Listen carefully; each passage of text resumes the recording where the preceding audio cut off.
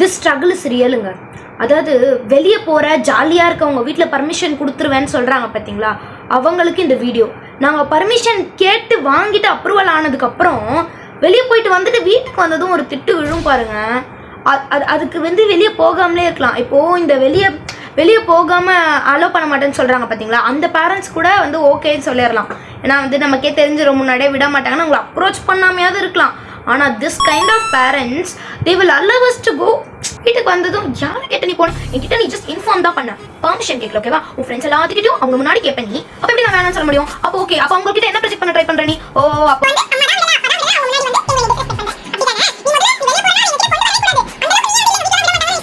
என்னங்க இது? இப்போ வெளில போறீங்கன்னா அன்னைக்கு தான் பிளான் பண்றீங்கன்னா அப்போ மத்தியானமோ இல்லை சாயந்தரமோ கேட்கலாம். அடுத்த நாள் போறதுக்கு உங்ககிட்ட பர்மிஷன் கேட்கணுமா? ஆனால் அதை இன்ஃபர்மேஷனாக கொடுக்குறோமா? வெளில போட்டுமா வேணாமா?